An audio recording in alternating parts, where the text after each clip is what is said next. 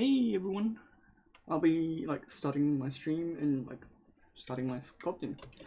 So from 2 weeks ago, I've ended here, and I want to just start continuing on refining the design of the dress and refining the body portion, and then my target today will be to get done with the posing and try to finish this back hair and stuff like those. And hey Henry. So let me just start with the body part. I'm not really happy about the eyes. The eye size is really big. I've noticed that while sculpting last week, and I didn't have time to actually fix it. So let me adjust that. No need for RGBs. Matte cap green.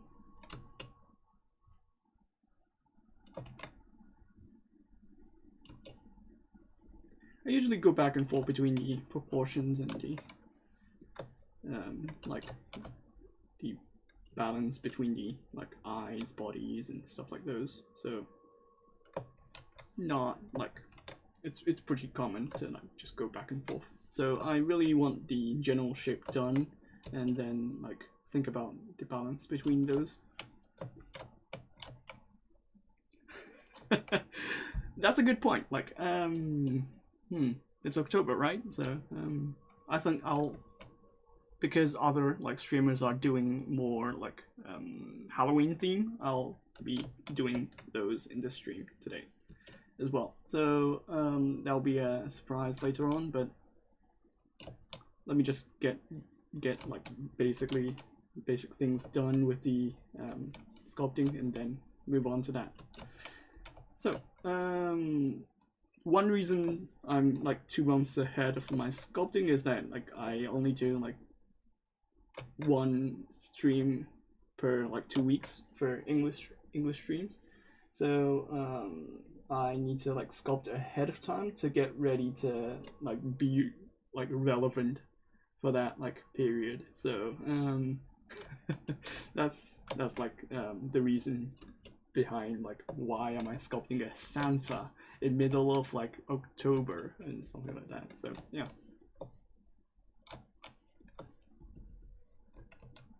A lot of industries are prepping for the next thing, and usually they start before the one quarter before. So it's it's kind of fine, I guess.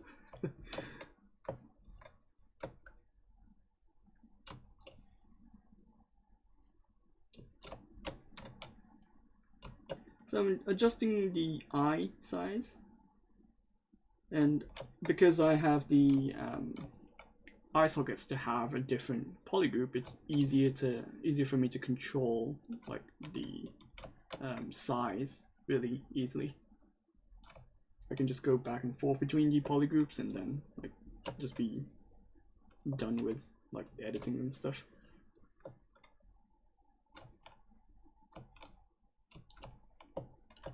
I was about to ask the same thing. I'm so ready for the summit. Yeah. I got a comment from the last stream about the summit, and I wasn't able to answer because yeah, the announcement wasn't ready yet. So we usually announce things when we are ready, and that's one of the reasons we can't speak ahead of time. And if I speak it, people will be angry, oh, you spoiled the fun.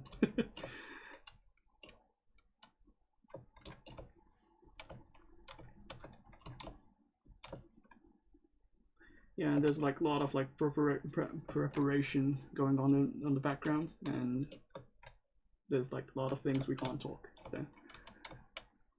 Are you looking forward for the virtual Zebra Summit? Yeah, of course. I'm not really the main personality behind the summit, so it's more onto like Joseph and Paul, I guess.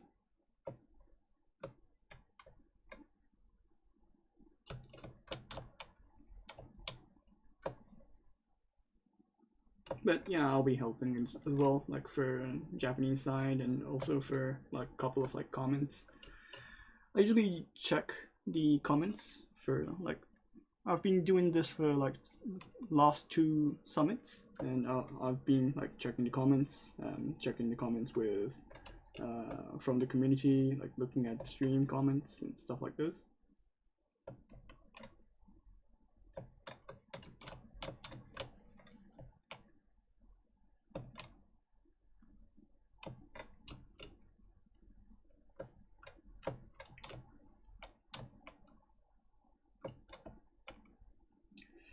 Okay, so the face looks fine now, I guess.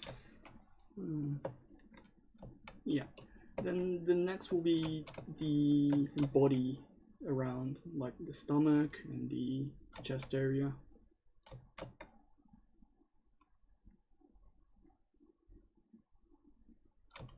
I've noticed I have a habit of like making the this part really like underneath, too much below, so I need to break that habit of like having that. And the like rib cage is a bit off, so I'm trying to adjust that as well.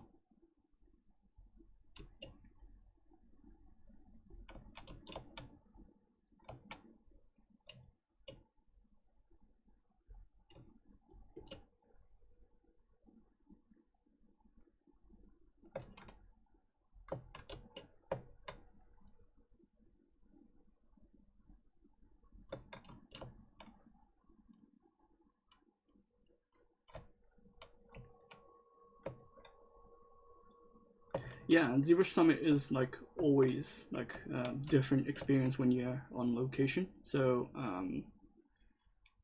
I didn't know the actual like summit, like what's happening outside of the summit location. So there's a stream going on showing the presentations, but if you go outside of that like presentation location, there's like a lot of people doing some conversations. Like there's even a couch like last year, I guess, to sit down and talk to the artists from the studios and like have a conversation.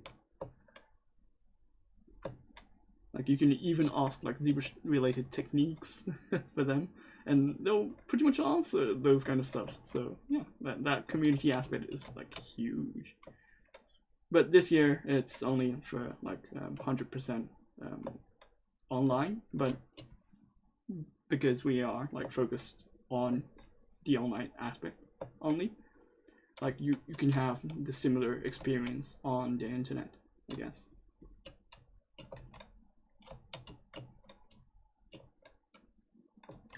And also, there's a sculpting competition called Sculpt-Off, ZBrush Summit.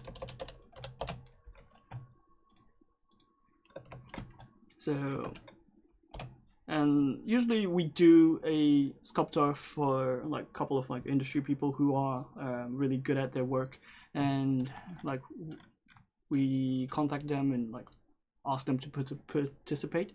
But this time we are like opening this up to the public, so you guys can join in as well. So if you go to the top section and you click on participate, there's a like lot of like text you can read for like how to participate on the event, and there will be a prize for those competition as well. So there's nothing to lose. Like hop onto the event. Great.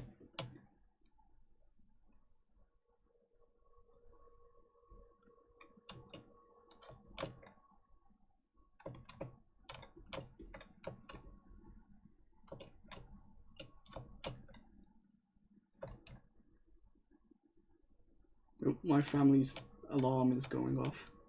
So if that it's on stream. Oh, disappeared.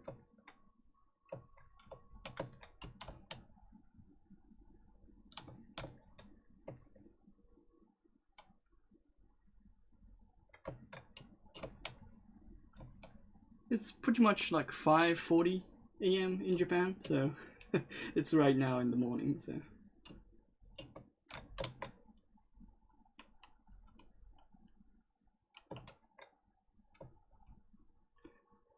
And you get to pretend to be a streamer for a few hours during the competition. Yeah, but like I have to do a lot of like work related to the summit, so I think I'm not really like competing for the summit. Oh, Nightbot just posted the announcement for the Sculpt-Off. Nice.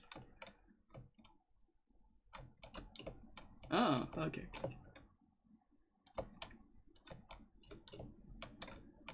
Yeah, it'll be fun to like participate.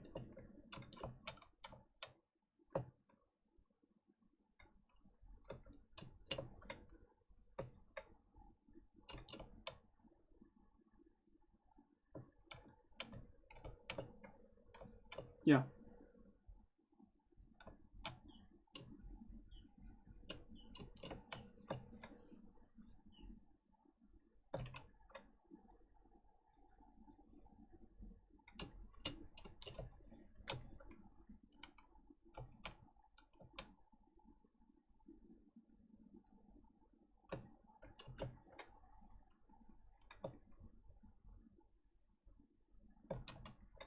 For me, like watching the Sculpt-Off every time is like a really nice experience. Like I can't really imagine like just sitting down for 3 hours and like making wisdom spewing out from your hands like they do.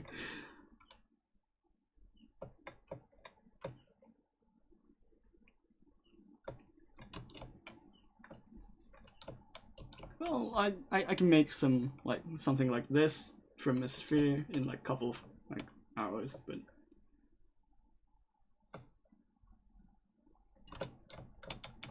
I usually need a base mesh if I want to like do that in 3 hours. But yeah, it's kind of possible.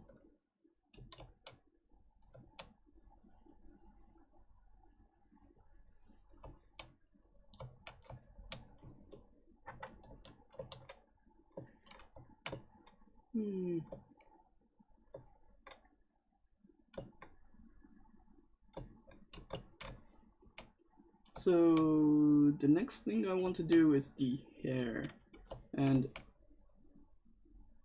I'll need to hide the hat because like she's currently bald at this point. And yeah, I need to start like adjusting these hairs really quickly.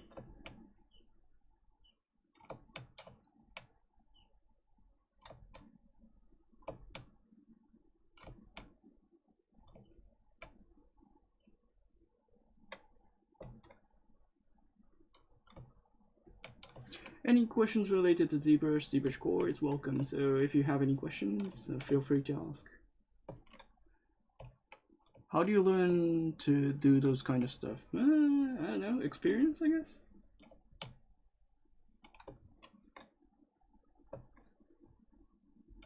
It takes a bit of time, but like as you get used to it, you learn so much things.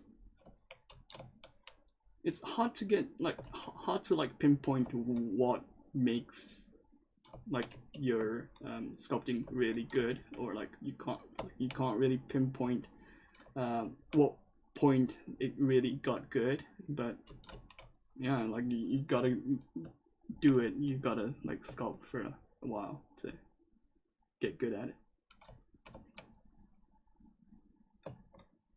Also, drawing really helps. Like if you can draw something, it's really like that makes it really easier for you to get a really good sculpt, because the like basic of the fundamental of the art is done when you can draw, and you just need to like learn the sculpting or learn the software, and that's it. So that those kind of stuff helps. I want to model a character who is set down. What is the best way for me to do that? Rig it first, then sculpt, or just box model and sculpt? I usually do a T-pose and then pose it later on, and then like usually that's the way to go for most of the models I do. And I just use the basic transpose master. Like if you go to the plugin, transpose master, and just click on T-pose mesh, and then mask the mesh, and then yeah, move around. Like I don't use Z-spheres much. Like I used to, but it takes time to just do one-off like rigging and then like throw that away once you pose it. So I just go ahead and like mask and then rotate, and that's it. It's simple. And like if you have some like portions that you're not happy with, you can just go back and forth between the sculpting and then get the shape done. Nothing crazy, nothing really hard. I'll do the posing later on stream, so I think you can take a look at that as well.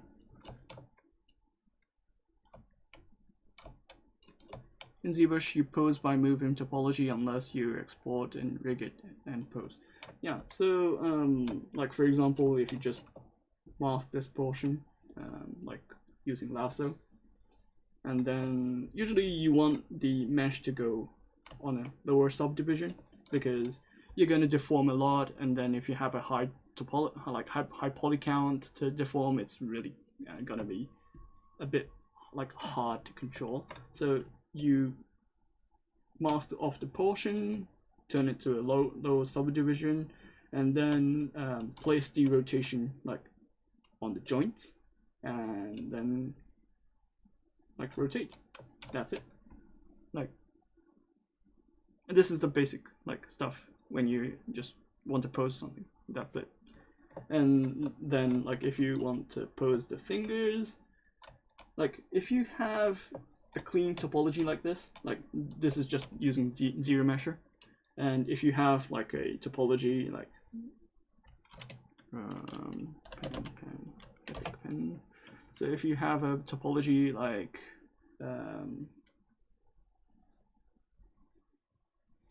this, and then you have a really clean topology like this, this will allow you to like this will allow you to mask off the portion really easily. Like if you press Control and then select the move, this will activate the topological masking. So you have the masking around the topology line, and then like if you position this by pressing Alt key and then rotating this around, you can like move around the hands really easily. Like this works for fingers as well. So if you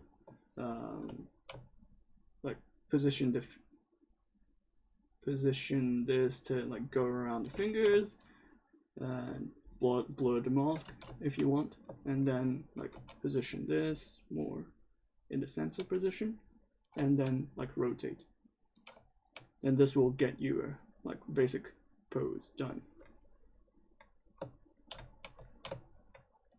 Simple, right?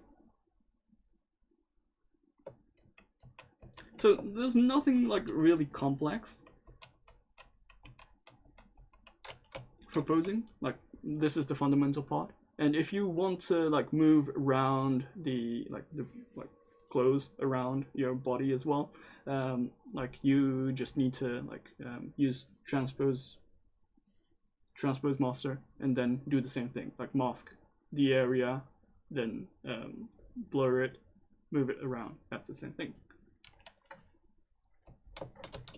But if you like you can like rig it with the Z-spheres, but usually it's a bit like you take a bit of like a time to actually place the rig, and to just get the like fingers bending. So I usually prefer to just go straight to masking and then do that. There is a couple of other ways to do posing as well, but this is my go-to. Like, I'm really comfortable with like masking portions and then getting the positions correct.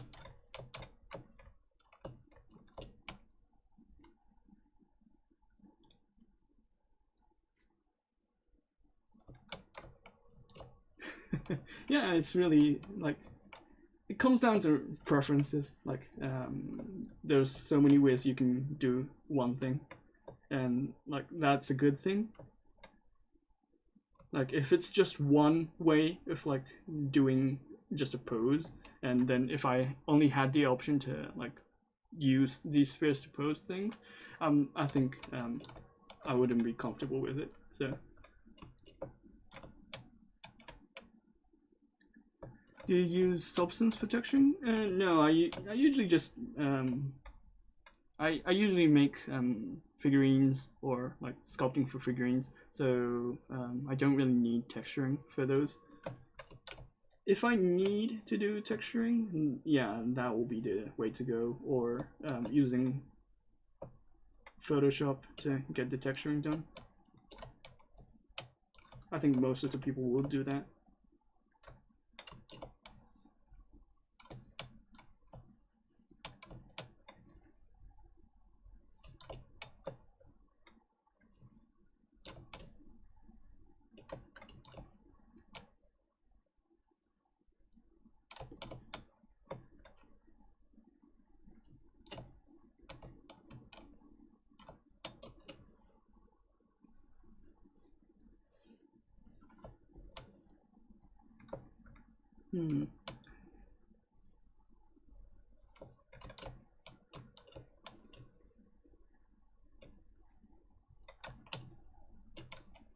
So the backers. So usually I prefer to like use my original beloved IMM brushes, but I can do the same thing with like inserting spheres, like moving around, then like placing somewhere like this, and then using snake hook. And like, some people think that you need a like special brushes to get your hairs done, but like most of the time, like 80% of the time, you don't really need a complex like specialized like IMMs to do something what you like want. And like getting the shape roughly done, and then you go to zero mesher, press zero mesh, and then done. Like you got a base mesh, right? And like if you want to like place it more into the like base mesh or the hair itself, like you can adjust it like this. And then like afterwards you can do Dynamesh as well. Hey, Gusty. And also like you can duplicate the hairs, move it around, use snake hook, and get the other like kind of like shapes you want. I want the hairs to like hit the cloth and then rotate a bit.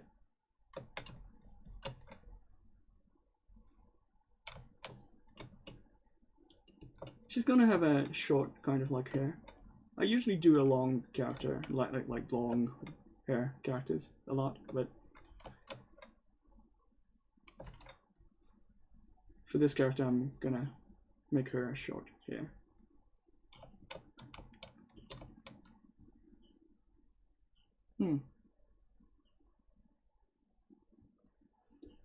Well, like for example, if you have a IMM brush, and then like if you use IMM and then if it does this, there's a couple of ways to like go around it as well. So if you hover on the curve and then like press shift key, it will smooth the curve around like this.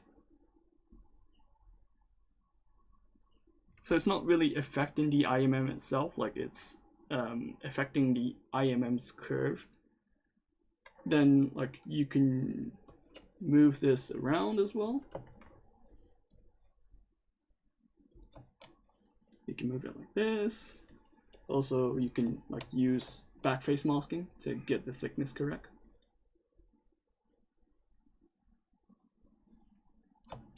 And then like adjusting the other positions, like using smooth, like using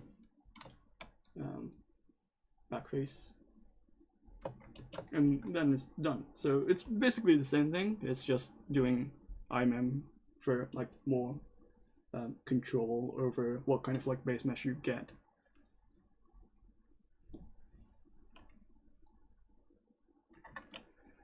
Do you use pinch pass on the hair to sharpen edges? Depends. Like,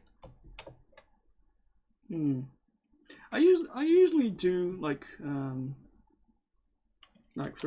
for example, if I just want, let me split parts. So if I have a hair and if this line needs to be like following this line, and if I want that, yeah, you can use pinch as well, or I just use the basic thing, which is like snake hook and backface masking, and then like move it around like this. And if I want a really like clean line following this curvature, I just use polish by features, which is gonna like polish the entire mesh and then get the lines correct. And if I just really need a sharp edge, like for example, I don't have a sharp edge here, I tend to use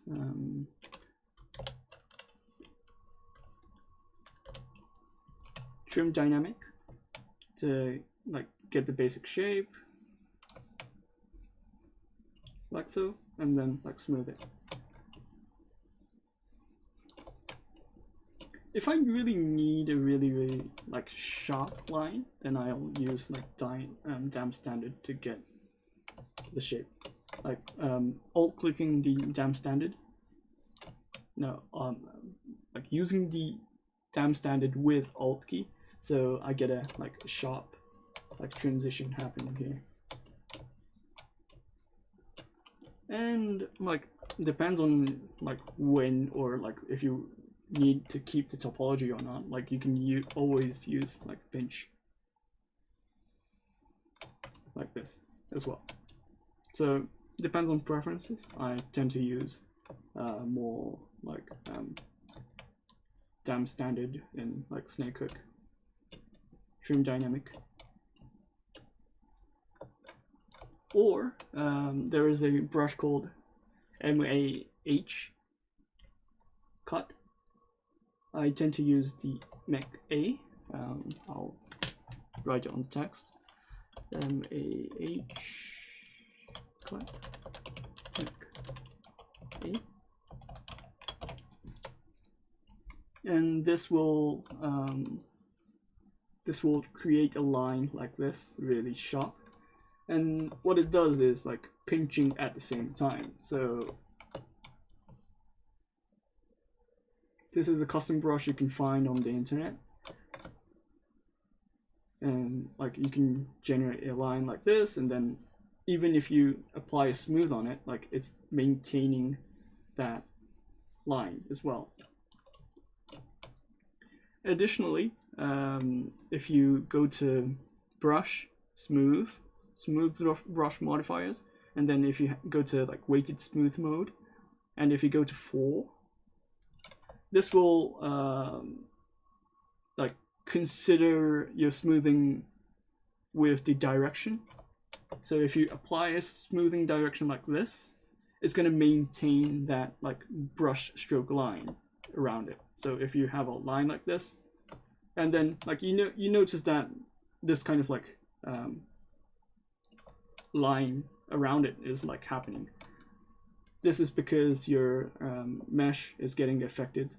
The topology is not really following this like line. So if you use the directional smoothing like this, it's gonna like maintain your main like lines, but it's gonna like make it clean like this.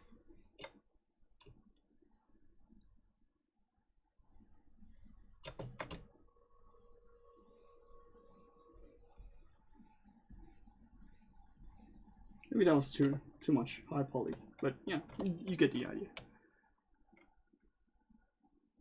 Is it okay to use this method while making hard surface? Depends. Like the author of the brush for MAH Cut Mech A was, I think he intended this to be used for hard surface. So he wanted to have a hard, like a creasing line happening like this for hard surfaces, and that's why he made this brush in the first place. So you can like definitely you can use it for hard surface, and I think you can use other like techniques like using ZeroMesher or applying crease or applying like polygroups to it, and then getting more control over the edges as well. I usually don't use pinch for hard surfaces, but like if you do it before you apply ZeroMesh, it's not gonna like make a difference between like what kind of like stuff you do before you get a clean topology, so it should be fine.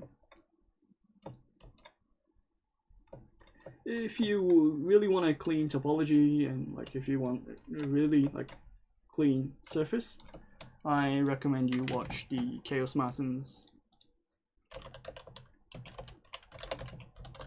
summit presentation on, I think it was 2019.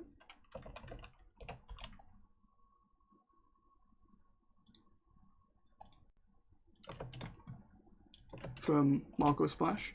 So he's showing you the hard surface technique of like using the clay brush and the alt key to get the flat surface, and then getting the hard surface ready for like after you did the concept.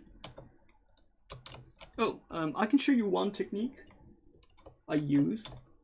So for example, if I have a mesh like this, and then like if you apply a masking, for example like this, like I get a shape like this.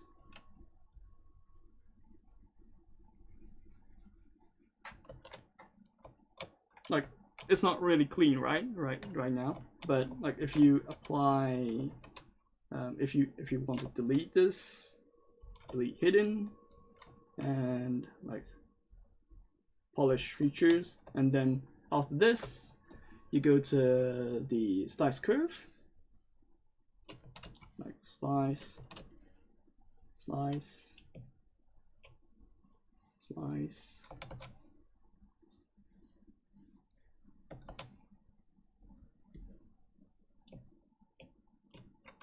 and then you get the shape like this, right?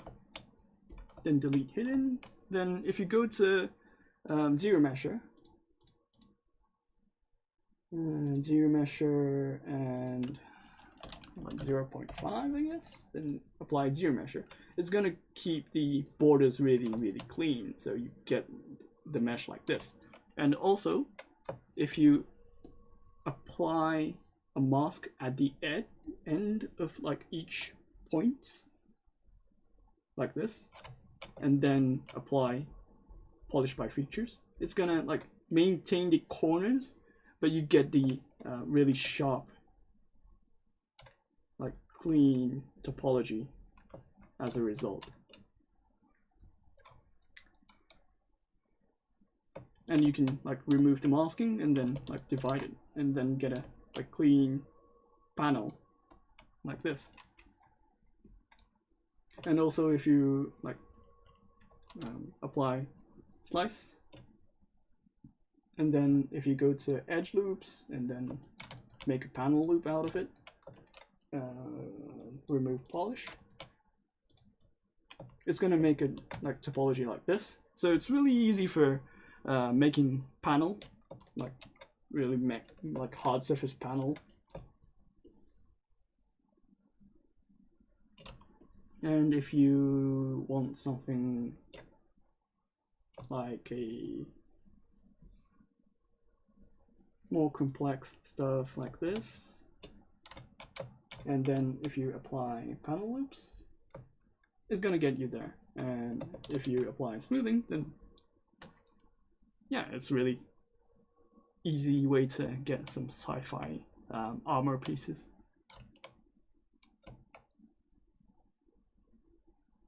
I think you can watch Paul Gabri's streams for additional like hard surface tips, because he's more familiar with hard surface than me. But yeah, you can use these tips to get like clean topologies. And also, if you want to like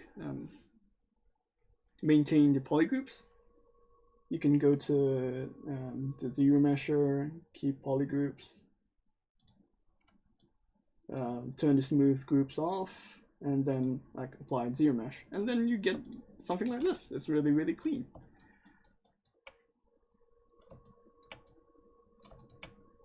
Then you can also apply like group creasing, like crease PG, crease Paul Gabry, I guess, and then like apply additional things like if you go to crease bevel, you can apply a bevel like this, or if you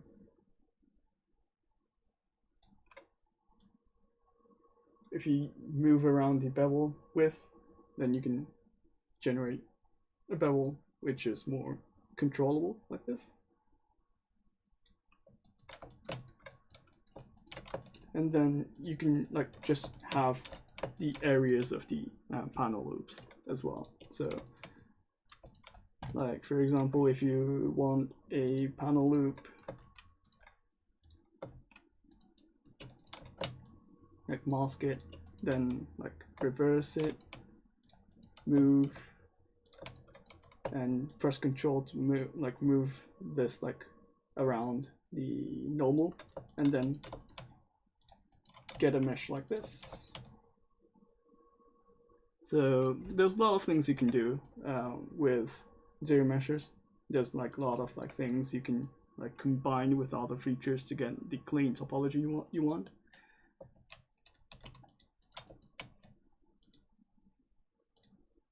Yeah, and that's just one way to get some like hard surface done. I don't think I need this. This was just explaining the mode. Okay, so I'm going back to the hair.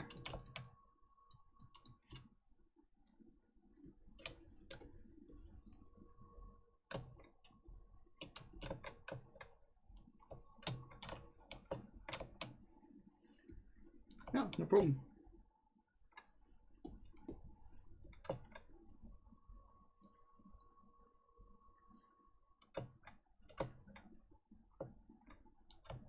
There's a couple of like other tips and tricks you can do. Like for example, you can activate the symmetry of like X and Z axis if you have that like symmetrical mesh, which is like hard surface. It's gonna like generate a cleaner topology if you enable those. Like if you have it like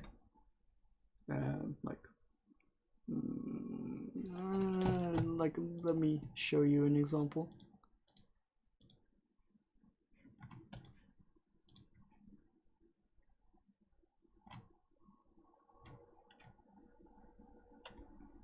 So I did a hard surface like model, which is like for this specific example.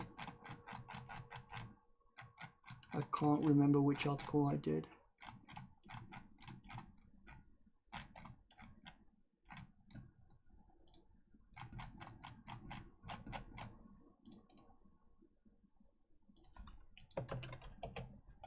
Okay, so here's a comparison. So if you look on the left, this is the original mesh I had. So this was made by using Snapshot 3D, which is the Spotlights feature which was added in 2019, I guess. And it will generate a mesh looking like this. But if you apply ZeroMesher, it's going to generate a mesh like the right. And you can see that this mesh is like divided into these kind of like this, like you can like literally like mirror and get the result of this, right? So if I enable the X and I think it was Z or Y axis, and then like use the ZeroMesher, it's just gonna like retopologize this area and then repeat it on the other side of the mesh. So it's going to generate a cleaner mesh than you just like when you just use X. So this is the way to get a really clean topology. For example, if you have a cylinder, it's gonna like generate more like cleaner topology connecting these kind of like areas.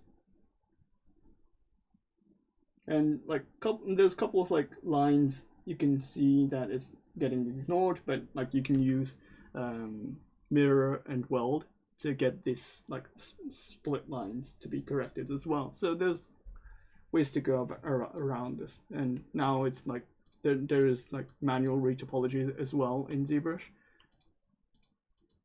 using the ZModeler's new features. So yeah, there's like a couple of like tips and tricks around hard surface, but this is not my really my field of like speciality, so you can ask Paul Gabriel for these.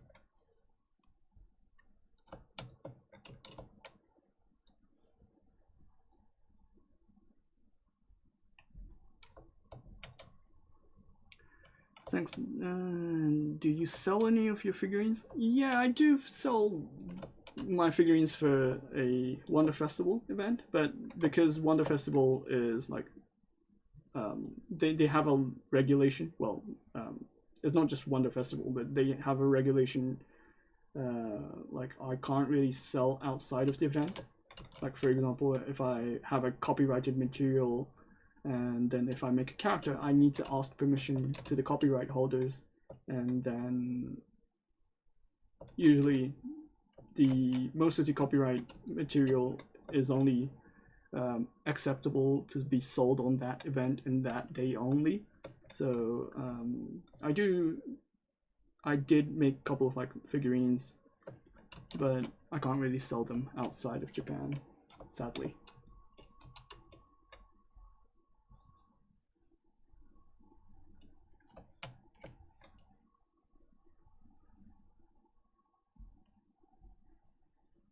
Nope. Ooh. Not group split, just merge down, weld. Okay, so this back. Polygroups. Split groups. Split parts. That should be fine.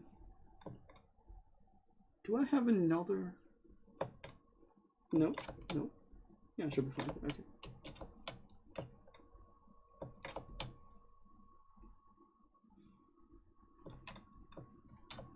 Hello.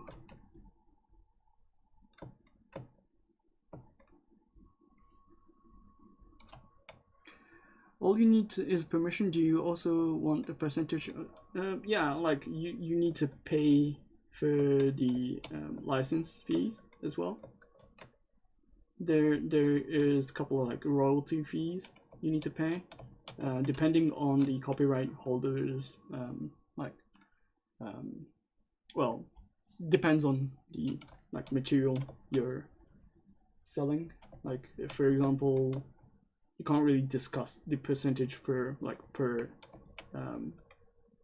like specific like stuff, but due to the contract I do, but usually it's like 10% or like 5%. What do you think about Yamashita Manabu's work?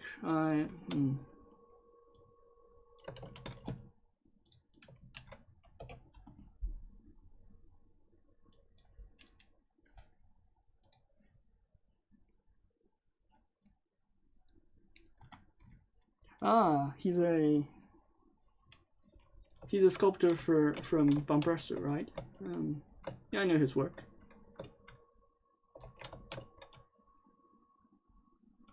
I do more this kind of like cute girls sculpting, but yeah, like he's really good at his like shonen style of like figurines.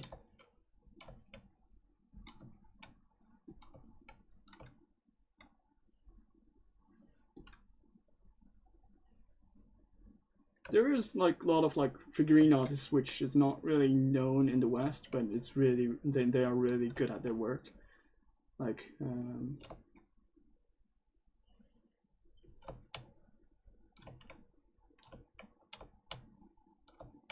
what is your favorite thing to sculpt?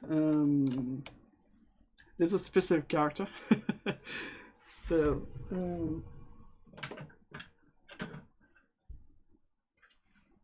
this character right here. Well, it's from Tuaru.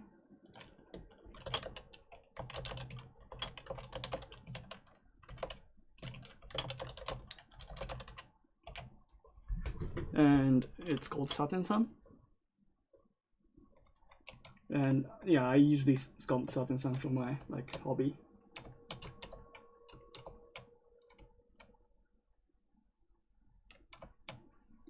Like if you search Saten and if you search ZBrush, you can find my work.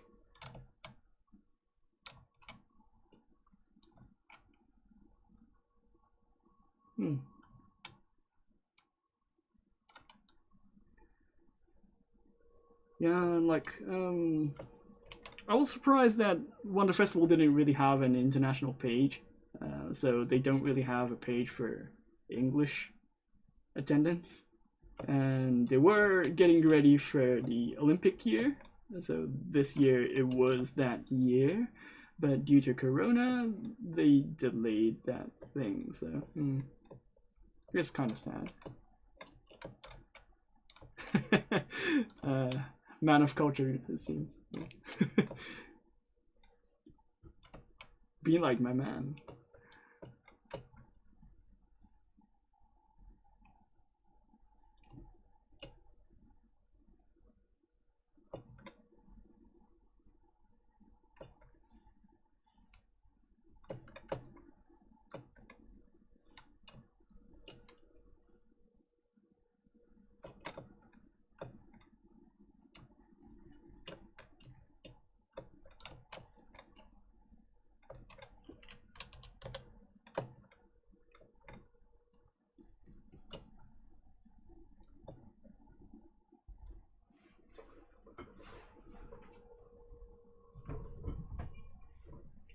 Oh, thanks.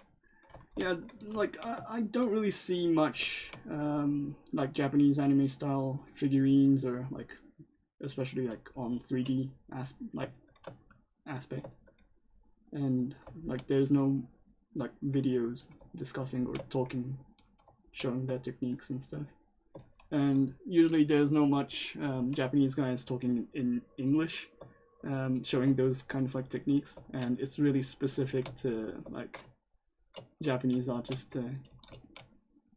Like I really want them to speak up, but like it's really hard for them. Like it's an extra mile for them to do their translations, and it costs really like high price to get the translations done.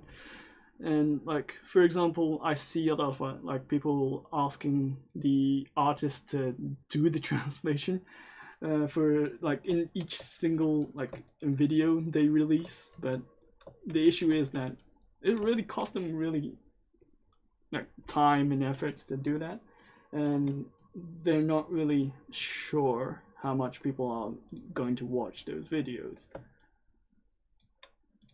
So I usually tend to like say that like please don't like comment like, oh, you need to do the translation for this. It's not really good. Like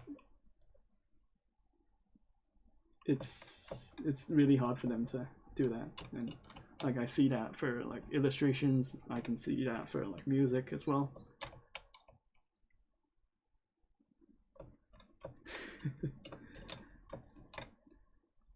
Yeah, like I can't really think of a person like who can speak English around me that who can do sculpting at the same time.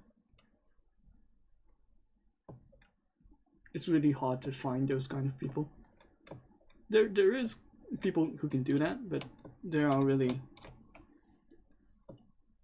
in a like high paying position who can do those kind of stuff. So they are usually busy doing their work, and they usually tend to get really like overboard with their work, and it's hard for them to like make them like spend time to do the hobbies if they like, especially if they're not sure how much people are going to watch. It's the same for like animations. It's the same for drawing as well.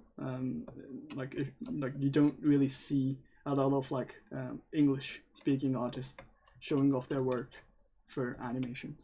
It's the same thing. Duplicate, mirror. But yeah, I wish them to like speak to the like international community, especially English community first, I guess. But yeah, I think it's better to open up to the public and like show their work and techniques.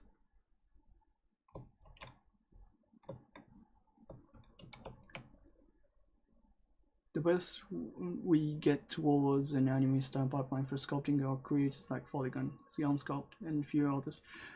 Yeah, I see Polygon and Sculpt and Danimac, but they are really more on the stylized aspect. It's not really Japanese kind of like stylized.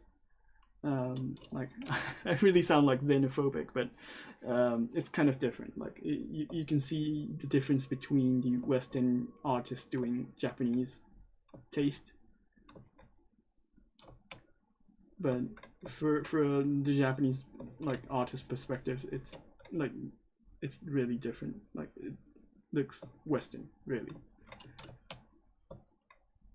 Like, it's the same for like Western figurine companies doing the Japanese style of like artwork.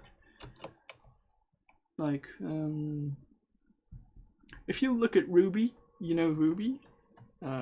There's an anime like 3D anime series called RWBY. The first series they did was more close to the Japanese anime style, but they like after a couple of like seasons they went more towards the Western style of like stylized, and like you can see the transition between the seasons.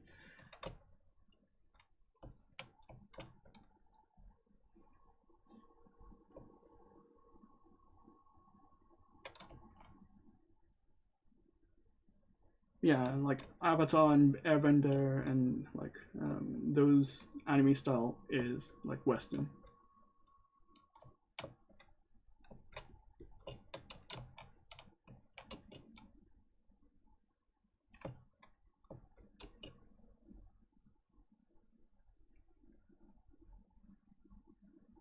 But I really like RWBY. Like the series is really nice.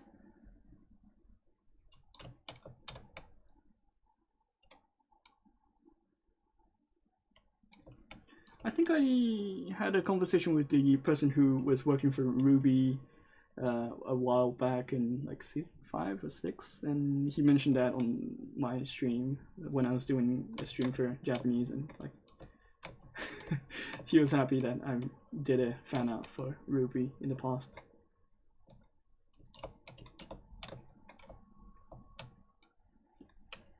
That kind of like stuff is like surprising for me. I don't expect like fan art to be picked up by the officials. So always a surprise for me. I think the animation scene is growing on Instagram. It's like I think there's a lot of interest between like for like Japanese animations or the animators who share their work, and they don't really need to speak that language to get some awesome work to be shown in the public. So they don't need to talk any techniques, but they can show off their work. And usually Instagram is like just tags, so it's just easier for them to like put a tag and then share the work.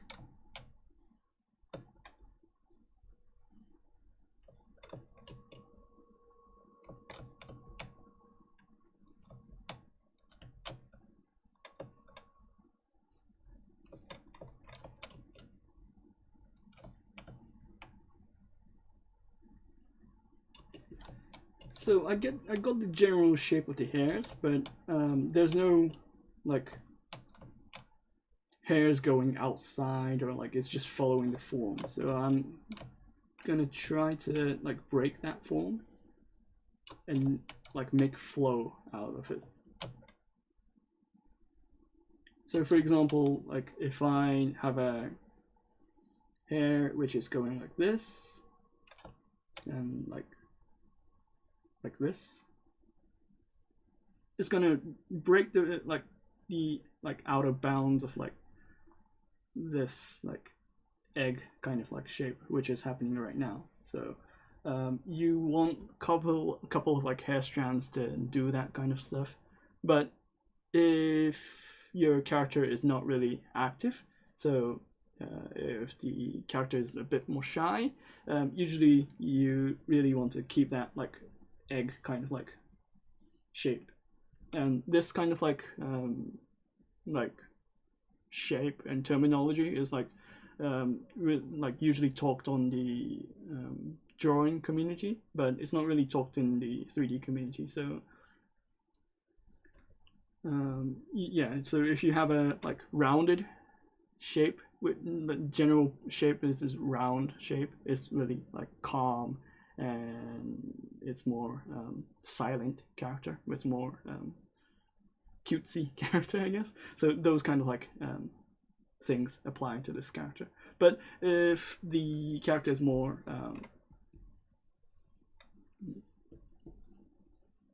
like more pointy, like going outwards, it's more active, and like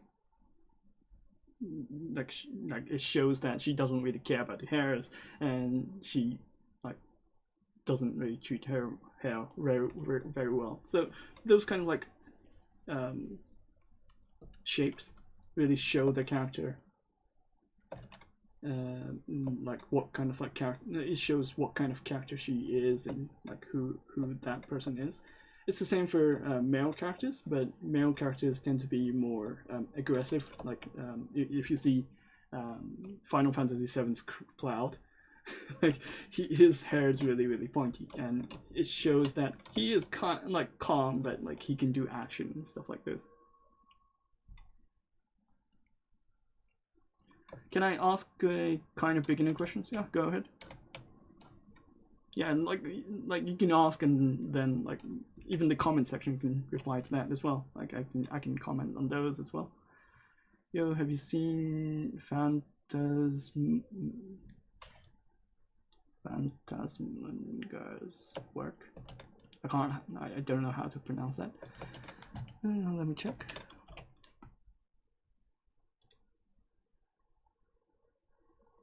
I don't know this person.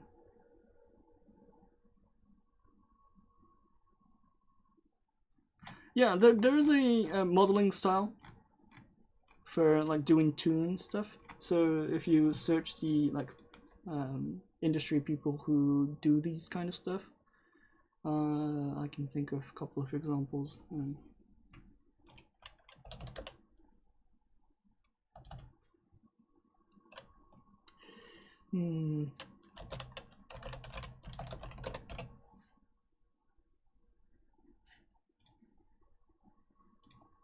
Wait, I can't come up with my like back of my head like.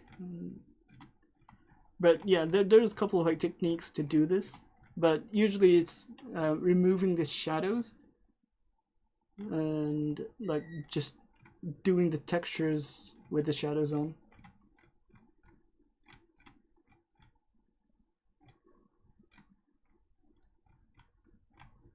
So what they are doing is that they use flat color and then apply the shadings on this flat color to get the arbitrary shapes or the arbitrary shadows on that character. So they usually do those, or they use the NPR rendering like way to do those kind of stuff.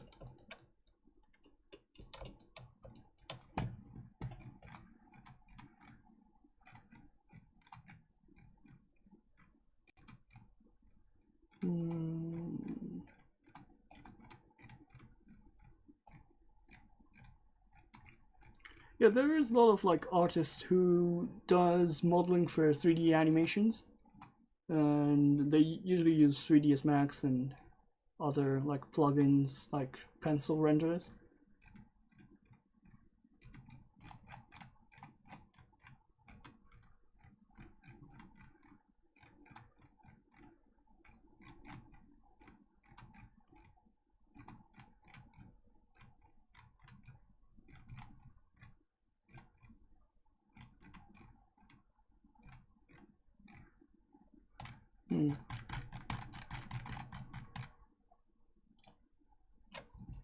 I can link it afterwards, but yeah, there's like anime industry people are really good at these like toon kind of like shapes.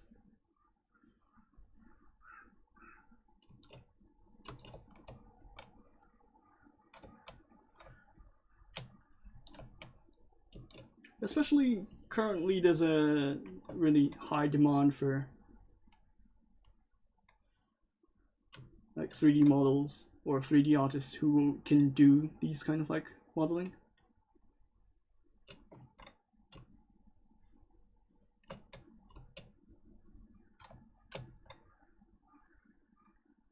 And usually it's easier for the like artists to just focus on the shapes and then go to this figurine field, but there's not much people who can do that for like animation and rigging and like doing the shading as well. So there is demand, definitely a demand for people who can do those kind of stuff.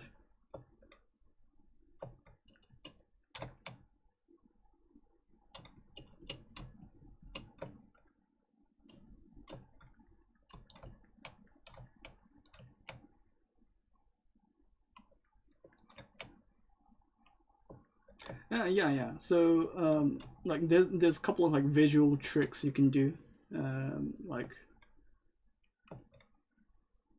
so usually, for example, if you move the eye sockets to go like this on the back, and then you have the eyes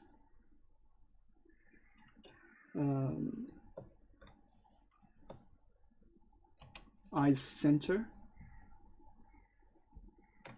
a bit more on the back side as well,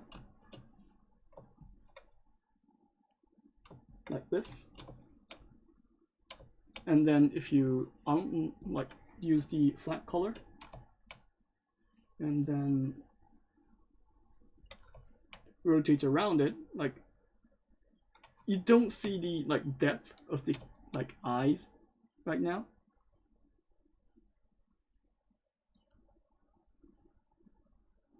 But like you can have the shading to like do the faking for you. So for example, if I paint the eyes, for example, and place some shading,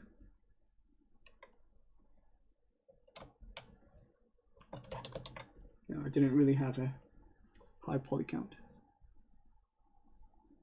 Like this, for example.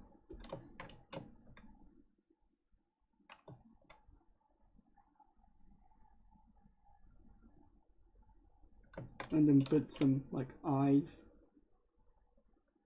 black eyes to the center of the mesh.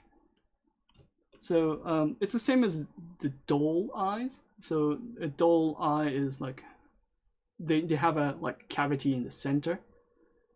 So it has a you have an eye, right? And then the doll eye usually has a bump here, and then have a cavity, and then have a like like black eyes like here, and then you have a plastic or a glass area which will have a dome effect on the eye, and then that will make that eye look like it's like looking at you from every angle. And like you can make those kind of like tricks happen for the animation mesh if you like fake the shadows as well. So there's like a lot of tips and tricks you can do, but it's more for the artist who does those things. I'm not really a professional for those kind of stuff. I usually make figurines, models, so it's more specific to like 3D printing.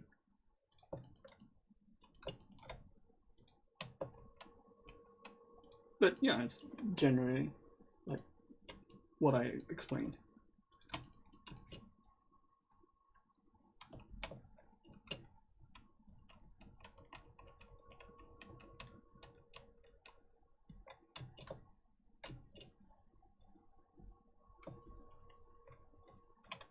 Come to think of it, like I can draw the eyes now.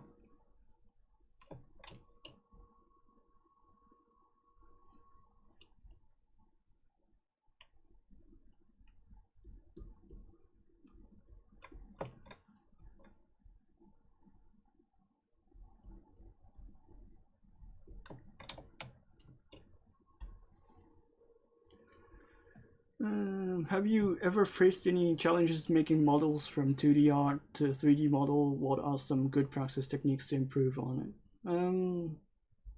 Depends on what reference you use, and like usually Japanese figurine artists need to follow specifically that illustration or the reference itself.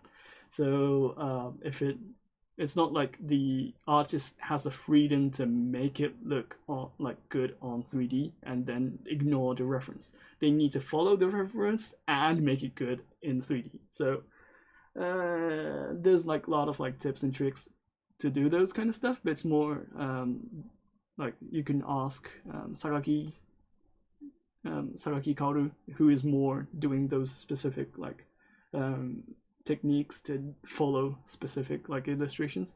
But that like, for example, if the illustration just shows the front of the character, you have the freedom to fake the depth of the character. So so for example, like I mentioned in this last week, I guess. But for example, like the character's like illustration just shows this like line right here, right? Like for example, just these kind of like hairlines, right, like this, and then you have the freedom to fake the depth in between the like forehead and the like the hair like you can control the gaps between the hair and the face. So you use that like to like have a control over the like the effect of like fake depth and like fake like illusion of like those to make it look good in 3D. So like, so if the character's illustration is showing from the side or the like diagonal position, you have this freedom to fake this like this dimension right here. So you can fake the depth from this angle. So usually you use that depth to like create some illusion to make it look good in a different angle, but at the same time, if you look at it from the front, it should look nice. So last week I mentioned about the illusion of the depth in the cheek area. So for example, I have a shape like this for the like for the face, and this kind of like structure is faking this portion of the face. So if you look from the front view, you can't really see the like cheeks from the side, right? So you can't really see this area.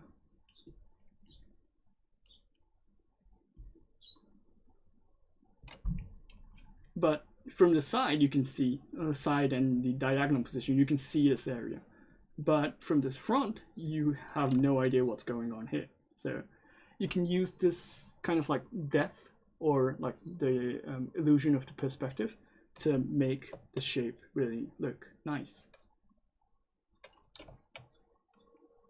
And like you can use shading to like fake these kind of like depths even more, and that's what they are doing for like the animation models. You could see like mouth pockets to be a fake thing, and then your tongue is like floating around in the center and then looks nice. And those are the general techniques. It's just illusion, and it's just like a technique you can use to like think about where can I fake this to make it look good.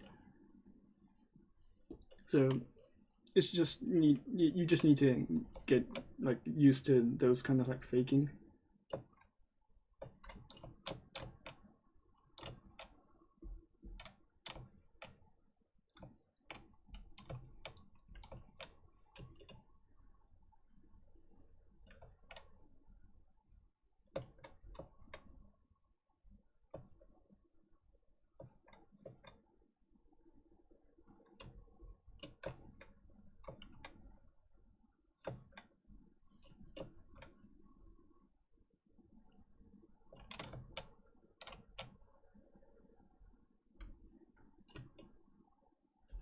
It's also a common suggestion, but studying anatomy helps a lot if you're working on characters. Sometimes things don't just look good following the reference exactly.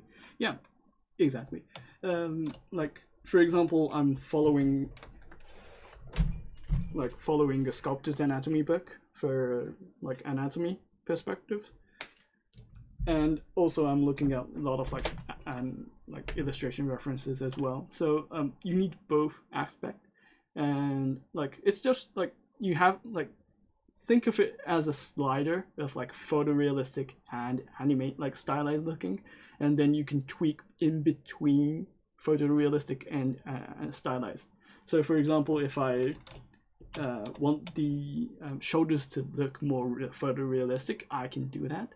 But if the character needs to look cute or look more cuter, or like more if she's not really trained as a like bodybuilder or something like that, or if she's not like using her muscles that much, like for example if she's a fighter, she's using more of her biceps and like arms. So you need to make it a bit more like photorealistic, like anatomy looking, but for this character you don't really need to make it really photorealistic, but you need to follow the body like structures or the lines, which makes it more natural.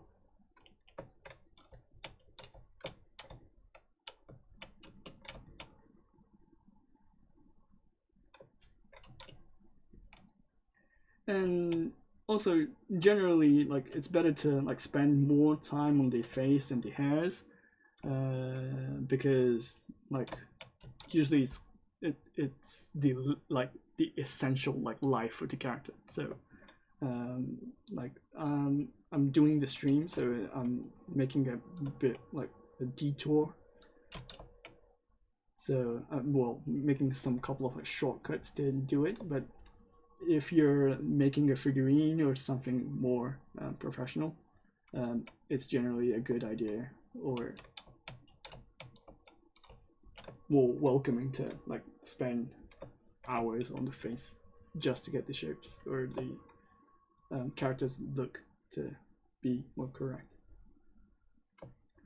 Like for example, if you look at Sakaki's stream, like he's spending a lot a lot of the time like just fiddling the hairs and like fiddling the skirts and stuff like those, because that builds the characters, like what kind of like character she is or like that character is. So those kind of like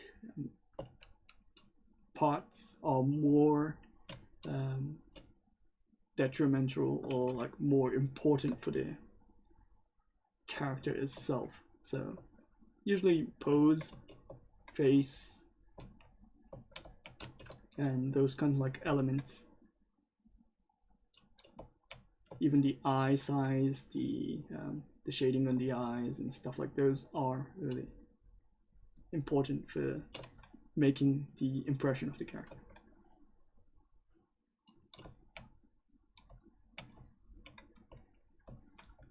Also, I don't really see like Western artists talking about anime styles. Mention there's an importance in the highlight position as well.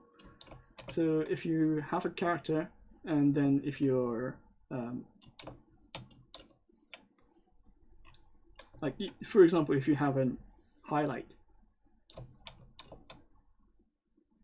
and then like if you have a highlight in this position, it's usually more a calm character or really more shy character. But if you have the eye highlights more on the up, she's more aggressive, passionate, like active, and those kind of stuff. Hi, welcome. And if the lights are like really like small or dark, she's more yandere kind of like character. So there's a couple of like things that like that. Yeah, that's it. So the like position is really important for a lot of like character building or how the character's impressions are. So they sometimes use this to trick the character's impression. So if you're familiar with Mirai Nikki,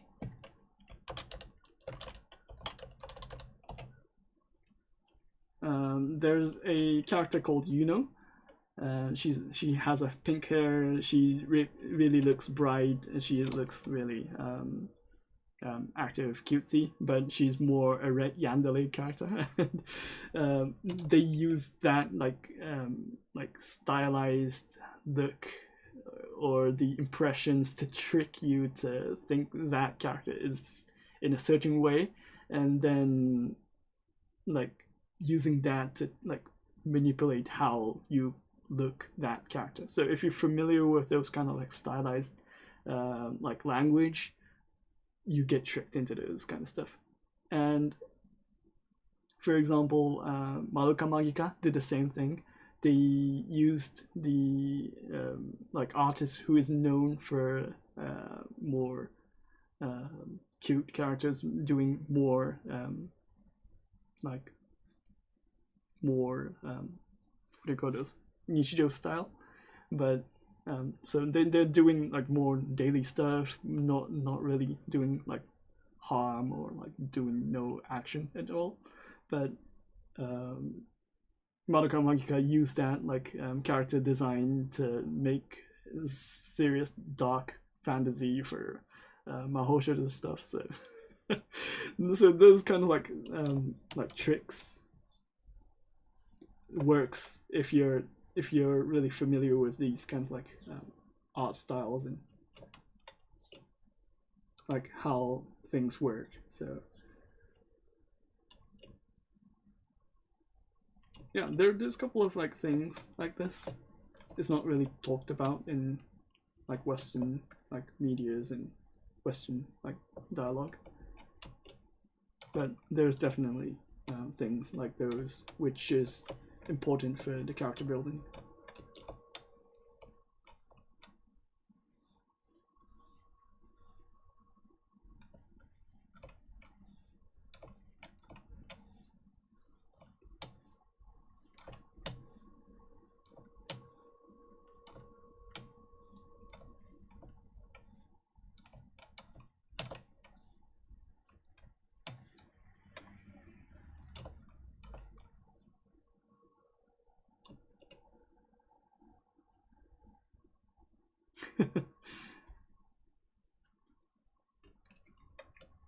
Yeah, the personal trait, like things which like shows the like personal characters what kind of like character they are, is usually subtle. They don't really get mentioned,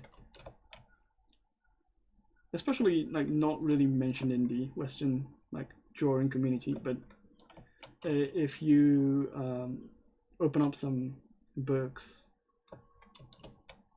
which is talking about like how to like draw a certain character, there is like a lot of like tips and tricks in the Japanese books which talks about this kind of stuff.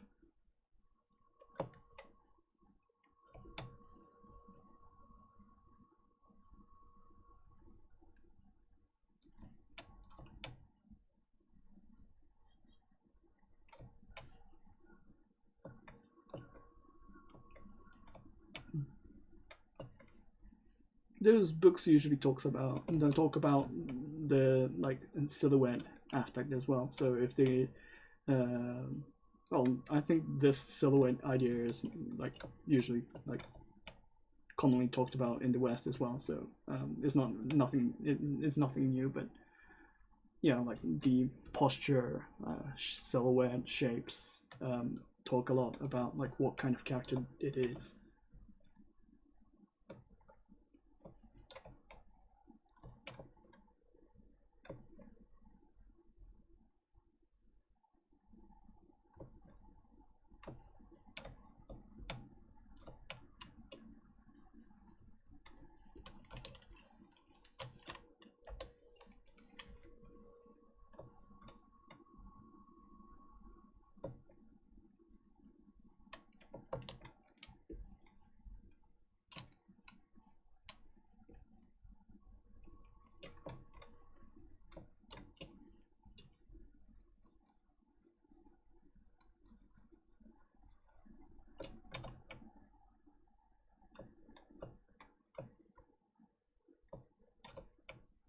Yeah.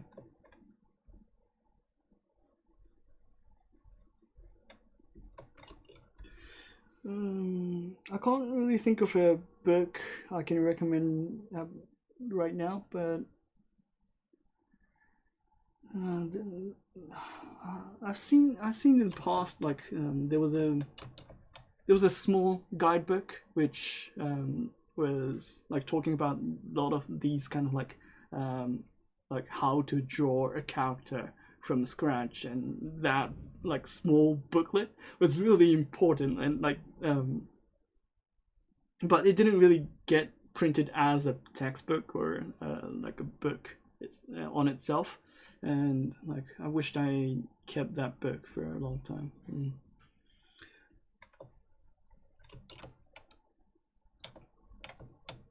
But yeah, there's like a couple of books talking about those kind of like aspects. So if you just search a couple of books and just like buy a lot of them, you'll come across those kind of like concepts as well.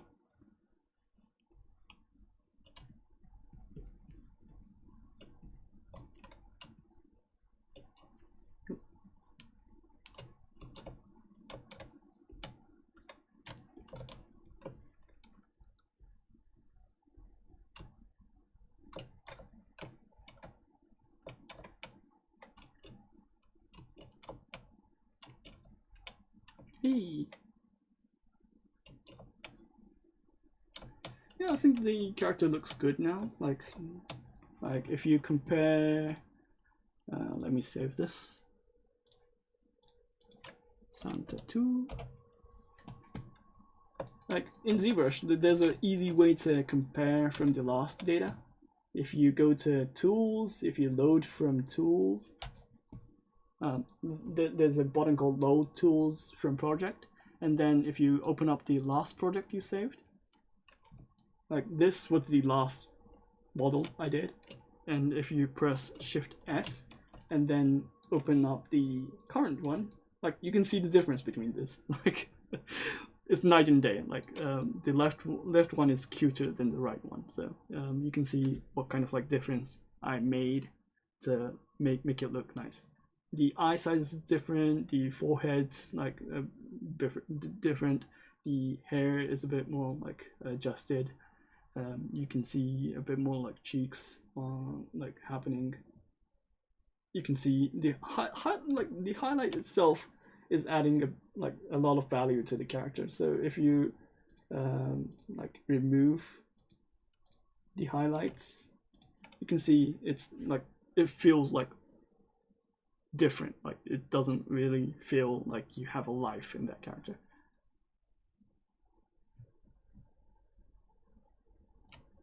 Yeah, and like for example,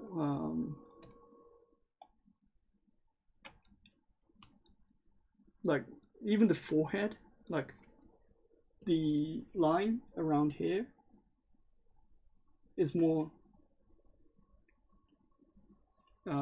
more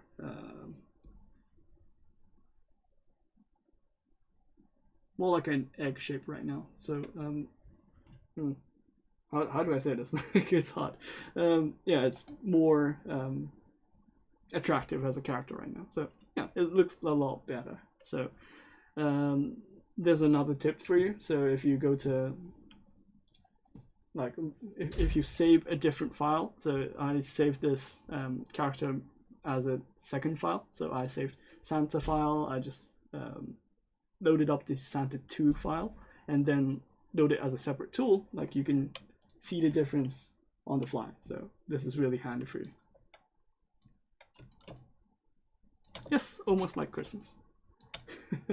And like from so I have 30 minutes left on stream, and I'm gonna make a pumpkin so I can fit the October theme of like the Halloween. And I'm gonna put a pumpkin head on her face. So I'm gonna try to make that pumpkin. So so I'm gonna start from a cylinder. Control the cylinder, and I was thinking about how to make the pumpkin. There's a couple of ways to make pumpkins, and let me delete loop, edge loop, delete loop, and then go to Demoler and apply polygroups, polyloop checker. Oh, not this way.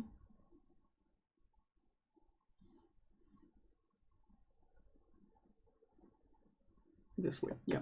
So there you have a polygroup which is going in a different color right now. So hey, welcome. And then I need to mask, not slice, select rect.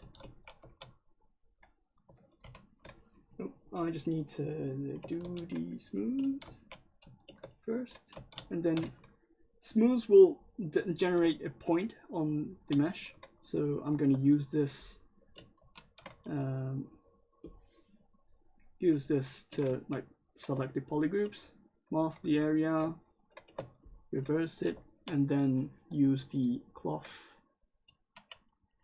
transpose cloth.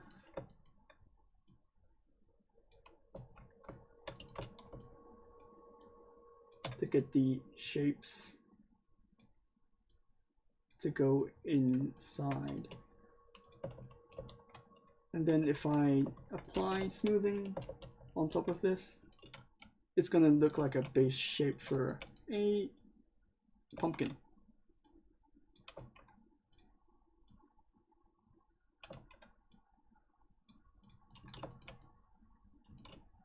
Then I just need to turn off the cloth, switch to transpose.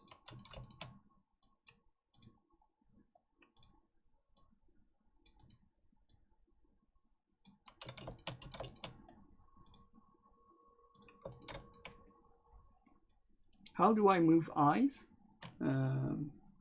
Eyes? Depending on how you made the eyes. Like, for example, if you have a separate eye like this, you just need to like move around with the Gizmo 3D or like rotate around it.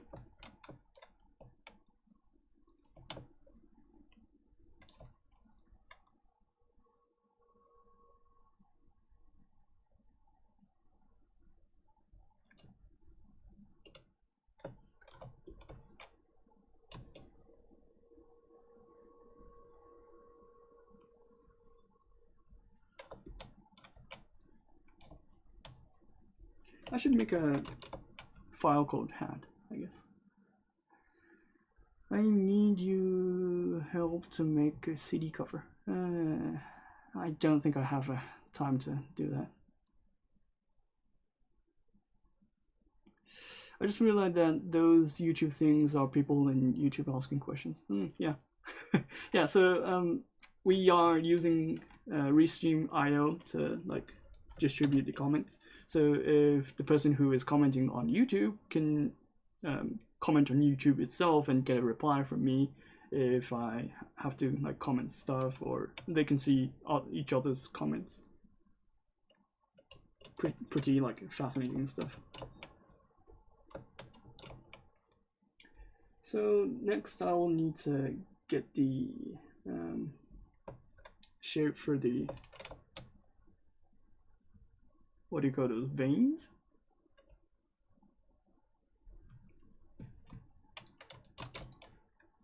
So I just need to delete the loops, mask the parts. Oh, no. Before I mask the parts, I just need to adjust the position and get the shape like this. And then mask, scale, and then there is like a couple of ways to go about this, but I usually just tend to like press Control, move, rotate, press Control, move, rotate, press Control, move, rotate, scale.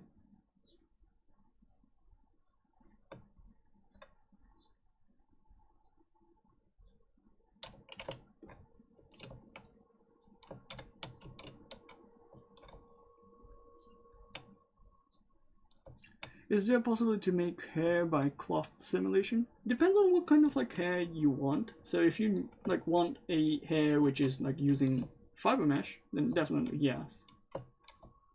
You can use like the cloth simulation's gravity to like control how the fiber mesh is interacting with the gravity. So yeah, you can do that as well. And if you're making a mesh, for example, for like 3D printing, there is a couple of ways to do it, but I tend to go with the IMM, or just like moving around the shit like spheres and not using cloth simulations to control how it's like applied.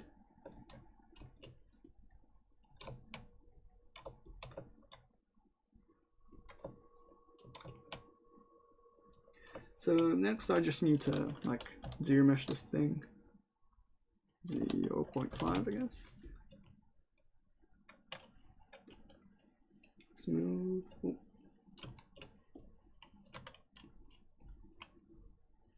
Smooth. It's gonna be a stylized kind of like pumpkin, so I don't really need to care about what kind of like things photorealistic stuff looks like, but you know, it's gonna be it's my pumpkin. It's my pumpkin. So I can make it however I want. So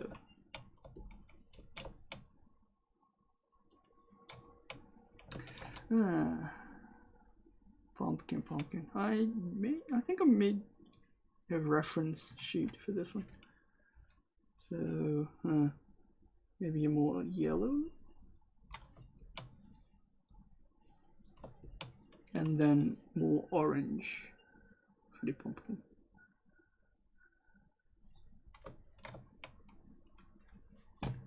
I know who just joined the stream will look at me like, what is this guy doing with the pumpkin head character, and have no idea there's a cute girl underneath it. But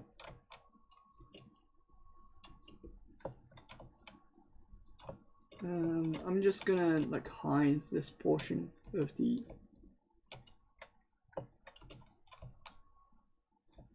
mesh, delete lower, delete hidden, and then like use polish by features. Then what I want to do is like apply, oh, I think I don't need to delete the bottom part. I just need to delete this part.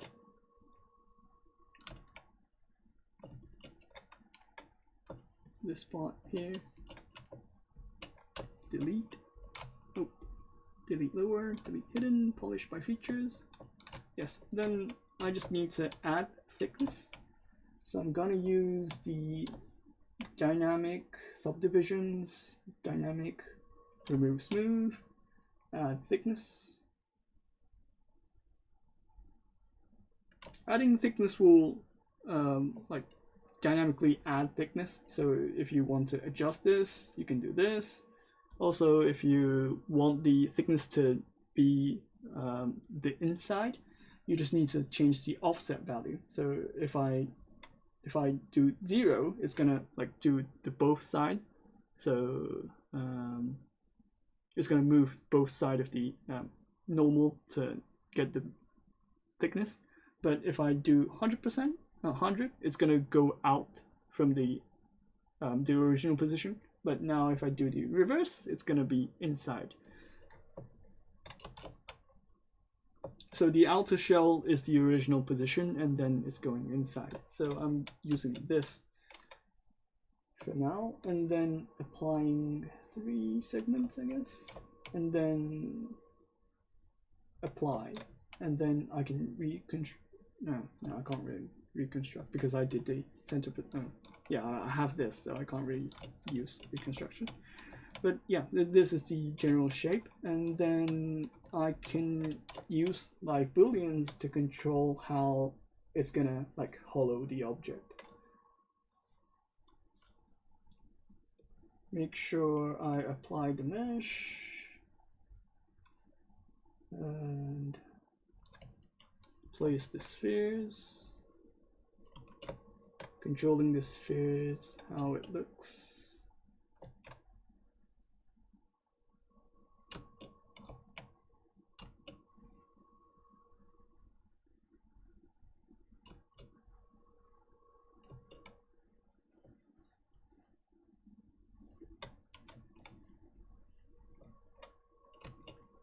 I'm just changing how the center position is, like, and then using this to control the live booleans, and then I can have something like this, and then I can adjust where the eye sockets are for the mesh. She's like the character from Dr. Stone that wears a watermelon on her head. Well, that's not the original intent, but yes, this is for the Halloween collaboration we are doing for the other streamers as well. So if you look up on ZBrush Live, you have other streamers as well doing pumpkin sculpting. as well. So everybody's participating. Well, most of the streamers are participating on how, like, showing off how to make pumpkin in their style. There's a couple of like cool designs you can see. Well, no, most of them are cool. Well, no, sorry, everything is cool. But yeah, there's a couple of like ways to like make the base shape. But I'm making a cute pumpkin character, so it's not gonna be a complex shape. Next, I'll make a duplicate and then apply a masking like this.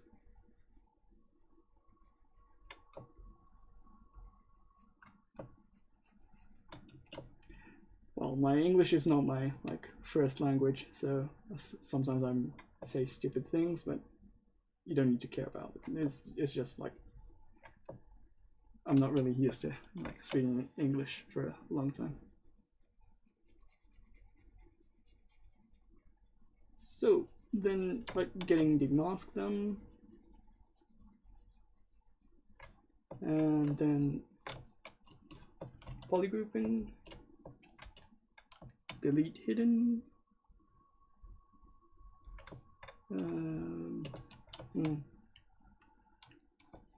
I need to like apply ZRemesher first. ZRemesher. Polish features.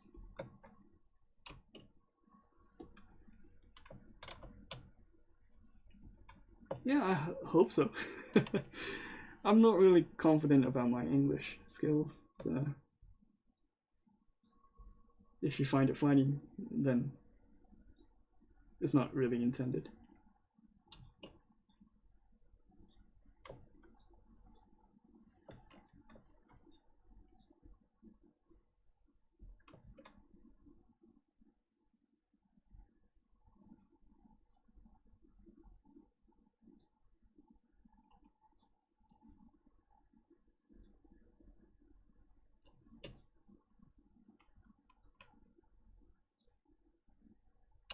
Because I used the polish by features function, it's you have the points being round, but like as I shown a bit earlier, I can apply mask at the end of the points.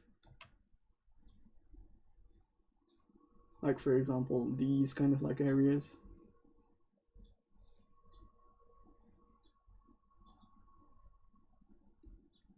And then doing the polish to get a sharp transition between those points.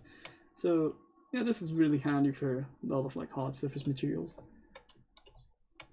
And then if I go ahead and add thickness to it,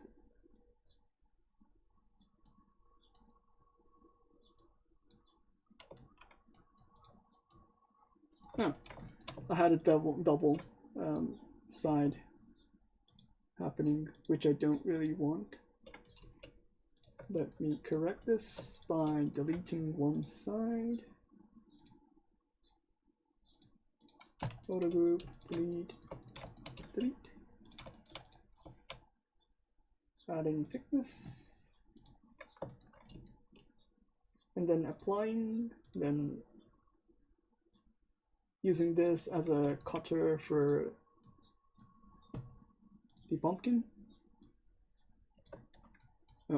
I needed more thickness, so I'm gonna adjust this by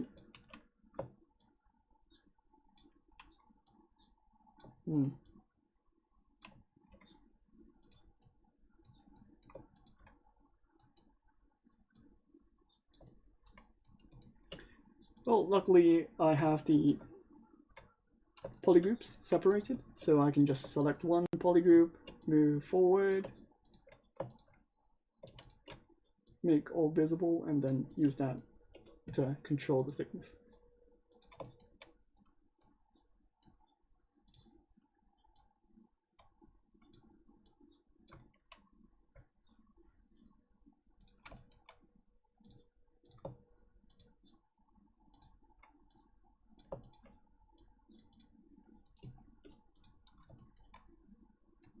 Yeah, so something like this. back hurts. Ugh.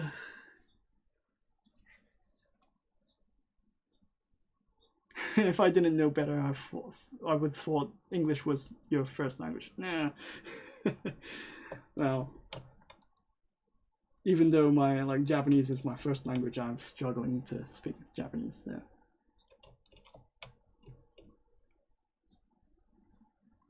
So this is how you make some cute pumpkins to go over your Santa character.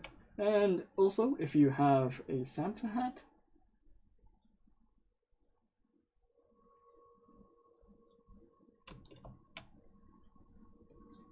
let me duplicate this and merge them.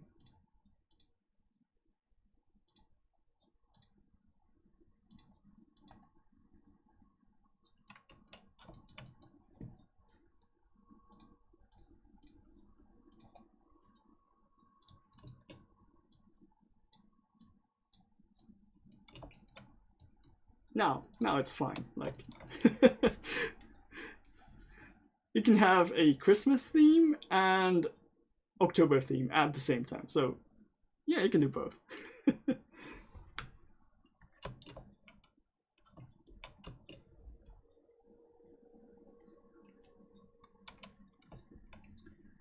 I'm gonna send this to Kyle afterwards, so he'll be surprised, what the hell are you doing? Yeah, Merry Halloween!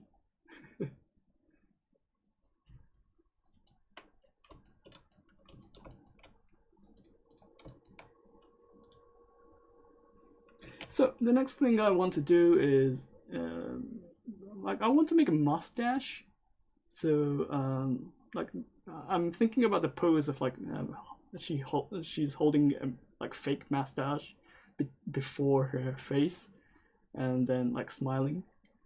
So I'm gonna make that.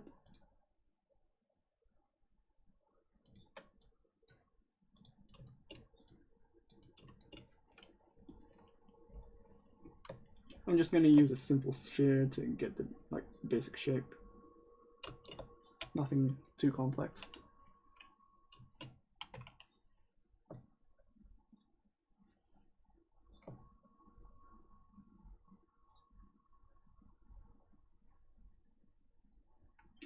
I was thinking about a couple of ways to get the shapes of the mustache, and for example, if you look at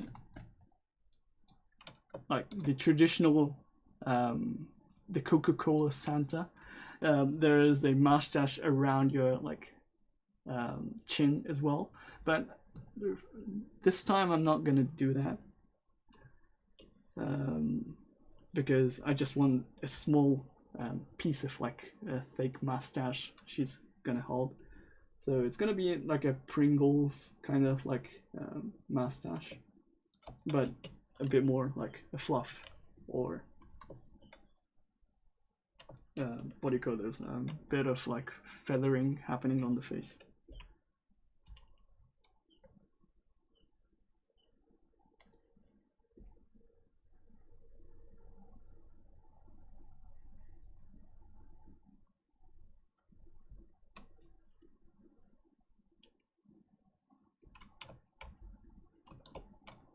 Yeah, there's I've been playing. I did play some FGOs in the past. I spent too much money on that game, and I decided not to go forward with it because I was making myself bankrupt. But yeah, that game is chaotic when it comes to Christmas theme or the Halloween theme. They usually joke around the Christmas theme. they are using saints in the characters, so it's kind of a joke for the characters itself.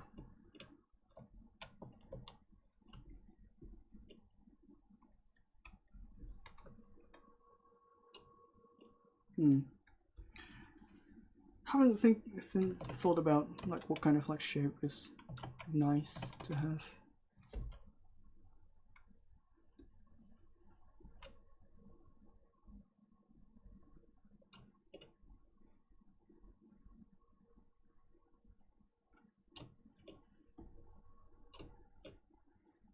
I was thinking more about like a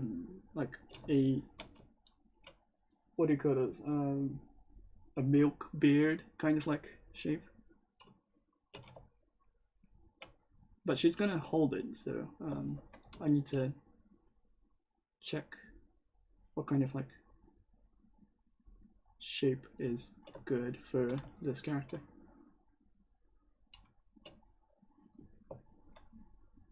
But yeah, it's generally gonna look like this, so.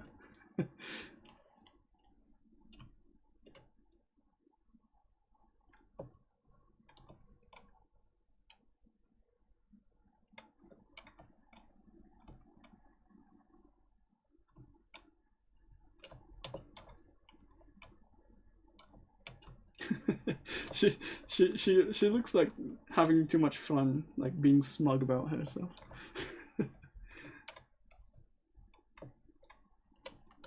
Which I think is really like fun.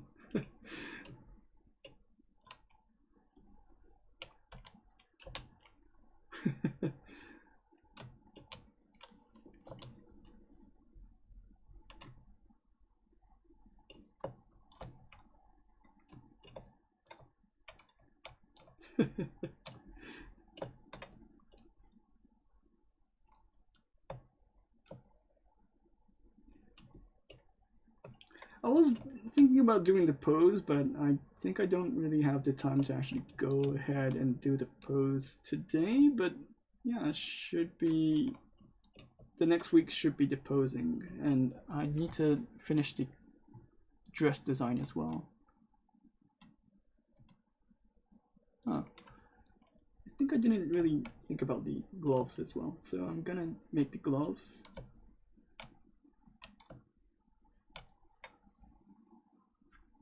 Oh, I need to make the boots as well, so that will be the next part I'm gonna work on before I do the pose. Lots of things I keep on forgetting.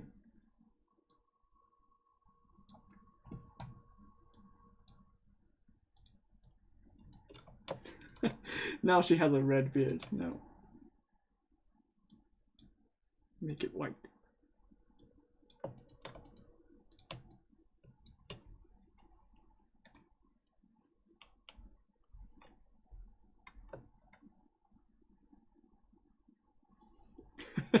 Yeah, like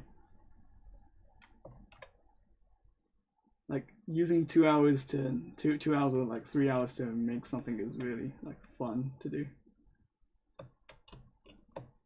And like in ZBrush, you can do these kind of like stuff really quickly. So if you get used to the software, and then if you have like 2 hours or like 3 hours lying around, then you can do this kind of stuff. So up to this point, I did use like I just started from a sphere, like this kind of like ordinary spheres last week, and I just did like a couple of like hours of like sculpting, and then I'm up to here. So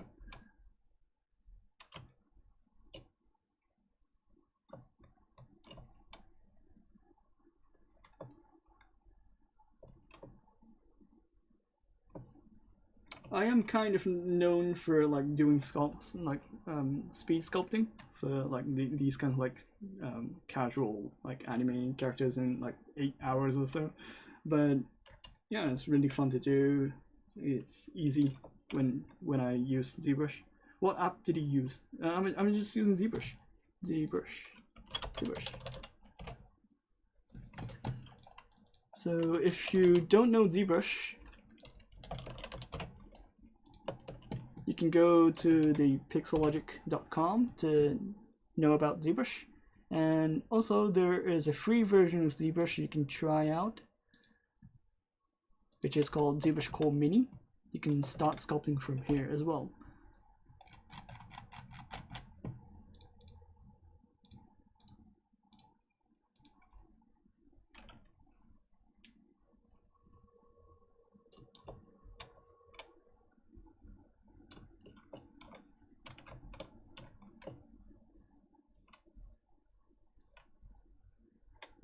Haven't thought about the boots aspect.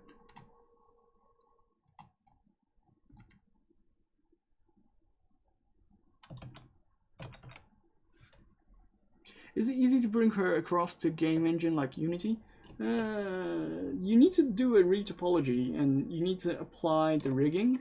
But if it's just a concept, like for example, if she doesn't really need to move, then yeah, it's gonna be easy. But what graphic tab do you use? You mean the like pen tablet?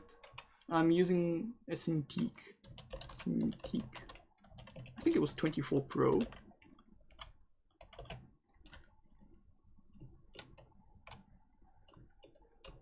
I've paid my hard-working like money to get my like Cintiq Pro. There's no discount on it, and my honest review would be it's really good. Like it's nice.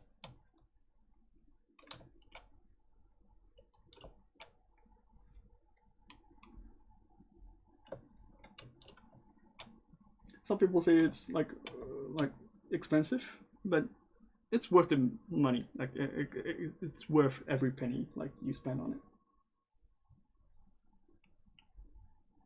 it. Oh, I don't need a second glove, so I'm gonna delete this. Delete hidden. Oh, I didn't notice that I didn't remove the masking for the hands, so that's the reason why it's happening.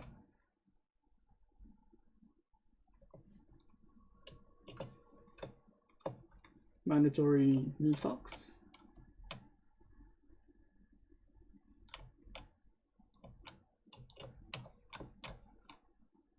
I'll make the boots next week. I'll need to adjust the legs because it's not really anatomically correct. I didn't really spend time on getting these kind of like portions correct.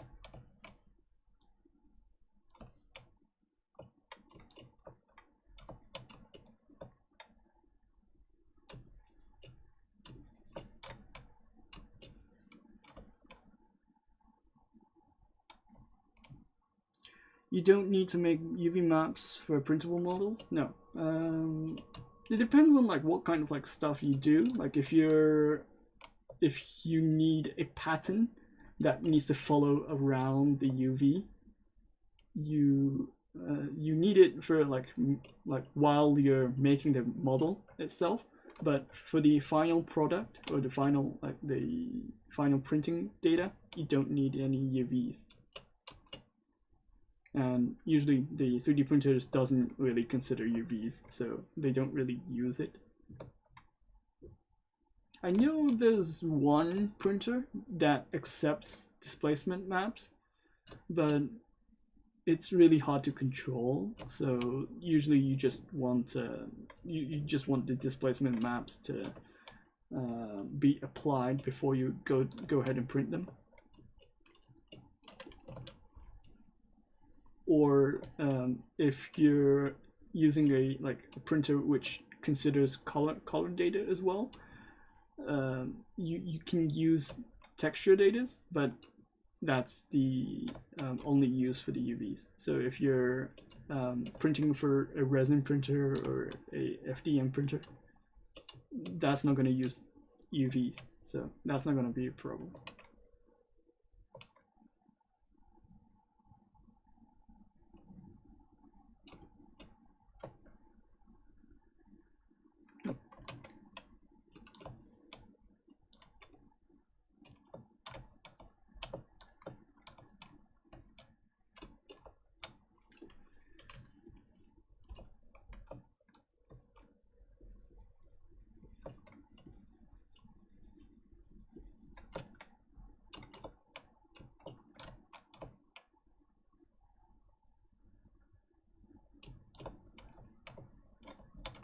Yeah, thanks.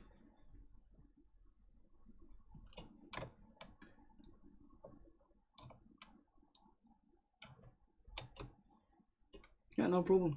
Like, it's better to have a lot of comments than like no comments at all. So it's always it's always nice to like be able to answer stuff.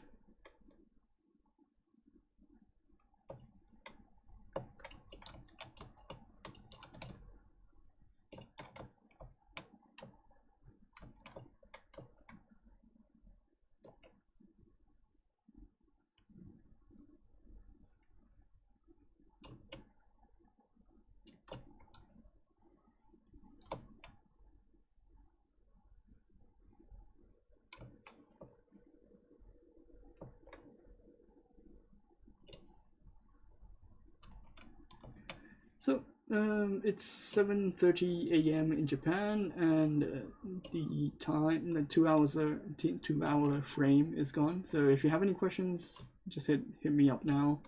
I'm gonna end my stream soon.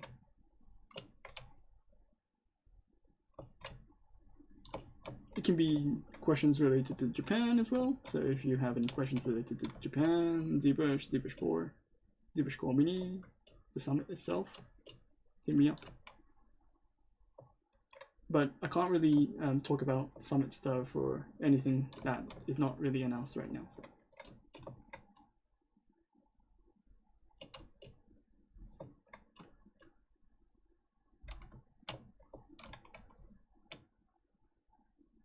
When you leave, is it good night, or good morning? For me, I've been active for like more than like 12 hours right now, so it's more close to good night for me.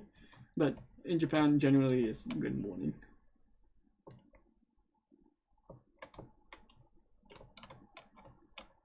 The color of her dress looks like Christmas. Yes, it is for Christmas.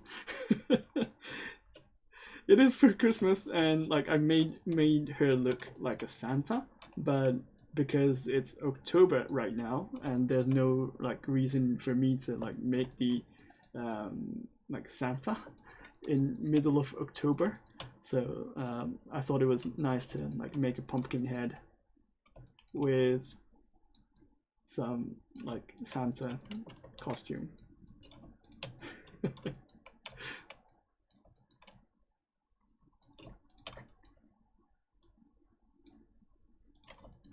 But I need to start my models because like I've only do like my streams like per 2 weeks.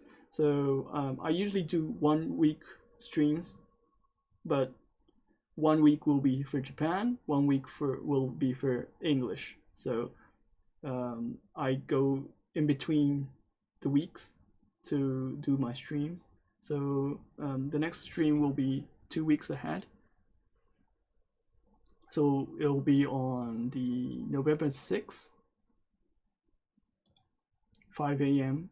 in Japan. Well, 1:30 p.m. in US time. But yeah, it'll be in between the weeks. So next week I'll be doing the Japanese streams in my time, and 2 weeks from now will be the English stream. So that, yeah. So if I want to finish my sculpt and then be relevant at that time, like I need to work ahead. So that's the reason why I'm like sculpting a Santa pumpkin, like Halloween, like mustache girl right now. So can you say I love you in Japanese? 愛してます or I love you, or I love you. 愛してます。好きです。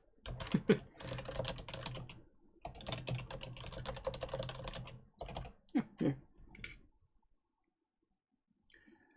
How much of resin statue at Rondo Festival is like 3D? How much of resin statue is Wonder Festival is like 3D sculpt right now? I don't know. I don't know for the exact numbers, but last I checked, there was like a lot of like ZBrush artists. For example, I made an article for Wonder Festival 2019 winter, and this was the ZBrush users in Japan who is making figurines for Wonder Festival.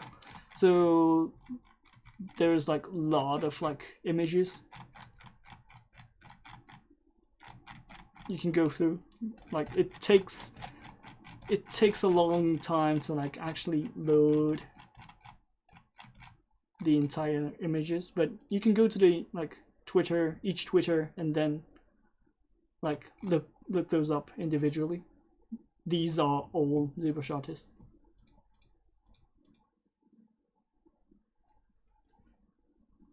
So if you have your like favorite artists, like by looking through these kind of like lists, go ahead and follow them. Like they are really good at their stuff, and like most of the Western world doesn't know about those artists.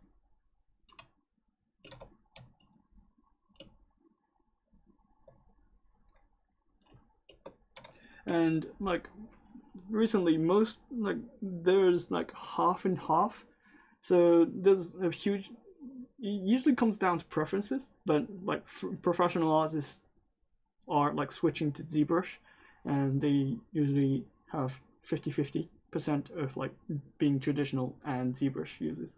So if you look up the Good Smile Company's promotion video they did, they are talking about like 50% of the artists they are working under Good Smile Company is using traditional, and 50% is ZBrush or 3D CAD software or other like 3D means. So 50% is digital, 50% is traditional. And if you look at Kotobukiya is a figurine company in Japan. All the artists inside the company can use 3D, so some kind of like digital software, and mostly they are using ZBrush. Do you read manga? If yes, what kind? I read a lot of mangas, to be honest. Oh, there's a good book.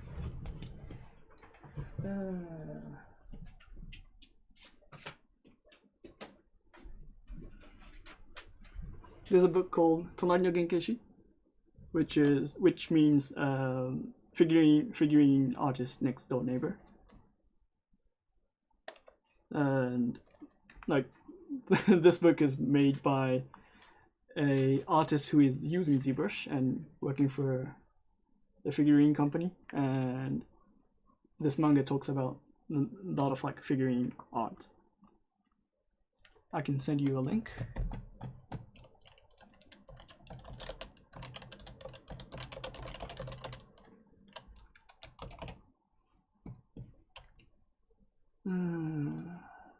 So this is the artist, and he's drawing the mangas. It's a good book.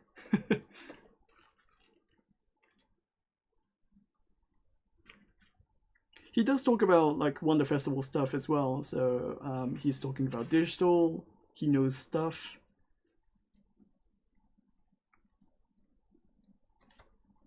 Yeah, it's pretty fun. I like it.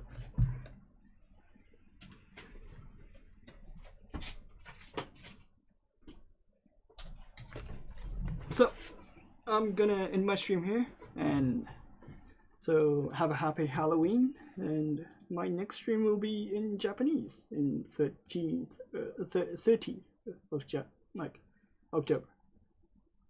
Oh no, sorry, I mentioned the date wrong. I'm gonna do a stream 2 weeks ahead, and that will be October 5th, and in 1:30 p.m. in US time. For me, it's a day ahead, so it's the 6th, but for you guys, it will be the 5th. So thank you for watching. I'll try to do the posing next stream, but I'm not sure if I'm gonna do the dress or like just focusing the dress aspect or the posing. But for now, I'll be thinking about the posing. Yes, thanks for watching. Bye.